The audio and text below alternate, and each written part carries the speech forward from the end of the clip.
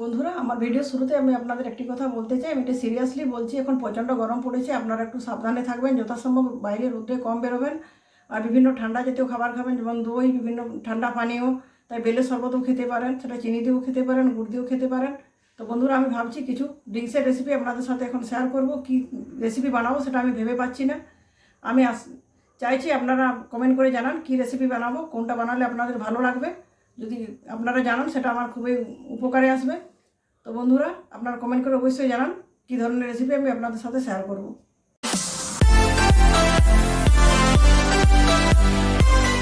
নমস্কার বন্ধুরা, আমার চ্যানেলে আপনাদের সবাইকে স্বাগত জানাই। আমরা সকলে চিকেন খেতে ভালোবাসি। আমি এই গরমের সময় একটা চিকেনের এমন রেসিপি শেয়ার করছি যেটি খুবই সুস্বাদু এবং সহজপাচ্য। বন্ধুরা, আমি আজকে বানাবো দই চিকেন। দই চিকেন বানানোর মেন উপকরণ হচ্ছে চিকেন এবং দই। দেখুন, এখানে 500 গ্রাম চিকেন নিয়েছি, খুব ভালো মতো ধুয়ে পরিষ্কার করে নিয়েছি। আর নিয়েছি এখানে 100 গ্রামের মতো টক দই। আর বাকি যে উপকরণগুলো আছে এখানে আছে আদা রসুন বাটা, 4-5টা চেরা পাকা লঙ্কা, গোটা গরম মশলা, 2টো বড়ো সাইজের পেঁয়াজ কুচিয়ে নিয়েছি। আর এখানে আছে লবণ, কাশ্মীরি লাল লঙ্কার গুঁড়ো, গরম মশলার গুঁড়ো আর গোলমরিচের গুঁড়ো। তো চলুন বন্ধুরা, প্রথমে চিকেনটা ম্যারিনেশনের জন্য প্রথমে দিয়ে দিচ্ছি এখানে পরিমাণ মতো লবণ, কাশ্মীরি লাল লঙ্কার গুঁড়ো, আর দিয়ে দিচ্ছি আদা রসুন বাটা, আর তারপর অ্যাড করছি টক দই। সবটা দিয়ে খুব ভালো মতো করে মেখে নিচ্ছি। মেখে নেওয়ার পর আধ ঘন্টার মতো রেখে দেবো ম্যারিনেশনের জন্য। দেখুন বন্ধুরা, চিকেনটা ম্যারিনেশনের জন্য আধ ঘন্টা রেখে দিয়েছিলাম। আমার চিকেনটা খুব ভালো মতো ম্যারিনেশন হয়ে গেছে। আপনার হাতে যদি সময় থাকে আপনি বেশি সময় ধরেও রাখতে পারেন ম্যারিনেশনের জন্য। তো চলুন বন্ধুরা, এবার রান্নাটা শুরু করা যাক। বন্ধুরা দেখুন, রান্নার জন্য গ্যাসের ওভেনে বসিয়ে দিচ্ছি মিডিয়াম সাইজের একটা অ্যালুমিনিয়ামের কড়াইতে দিচ্ছি পরিমাণ মতো সাদা তেল। যেহেতু দই চিকেন বানাবো, এখানে আমি 2 চামচের মতো সাদা তেল অ্যাড করলাম। আপনি চাইলে সরষের তেলও বানাতে পারেন। এই তেলের মধ্যে দিয়ে দিচ্ছি গোটা গরম মশলা। গরম মশলা ভাজা হয়ে যায় খুব ভালো মতো। যখন খুব ভালো তেল থেকে একটা সুগন্ধ উঠবে, তখন এই কেটে রাখা পেঁয়াজগুলো তেলের মধ্যে অ্যাড করে দিয়ে ভালো মতো করে ভেজে নেবো। থেকে খুব সুন্দর একটা ফ্লেভার উঠছে, তার মানে গরম মশলাগুলো খুব ভালো মতো ভাজা হয়ে গেছে। এবার ওই তেলে কেটে রাখা পেঁয়াজগুলো দিয়ে 5-7 মিনিট সময় ধরে লাল লাল করে ভেজে নিচ্ছি।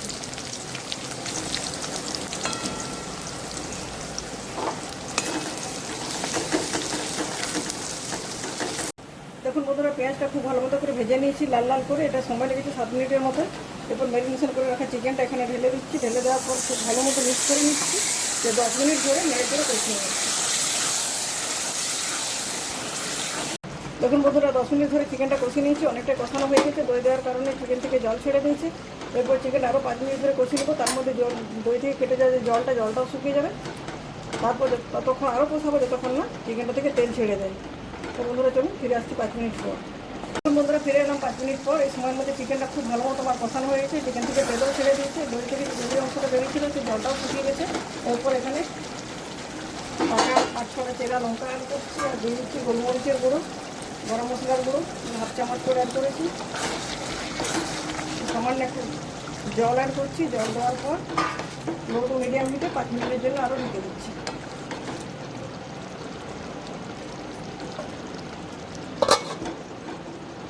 চলুন বন্ধুরা, 5 মিনিট পর ঢাকা খুলে দেখাচ্ছি। দেখুন চিকেনটা আমার পুরোপুরি রেডি হয়ে গেছে।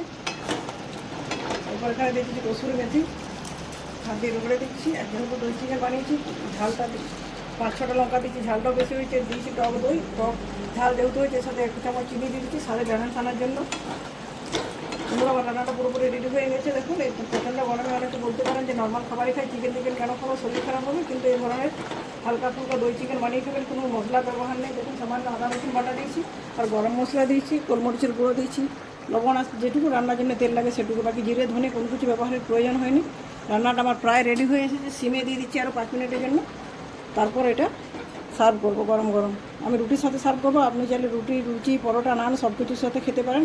আবার যদি মনে করেন গরম গরম ভাতের সাথেও খেতে পারেন, দুর্দান্ত লাগবে। এখন বন্ধুরা, আমার দই চিকেন রান্না কমপ্লিট হয়ে গেছে। দেখতেও যেমন সুন্দর, খেতেও সেরকম অপূর্ব স্বাদের হবে।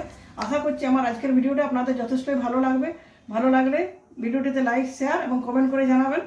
যদি চ্যানেলটি সাবস্ক্রাইব করে না থাকেন, অবশ্যই চ্যানেলটি সাবস্ক্রাইব করে আমার পাশে থাকবেন।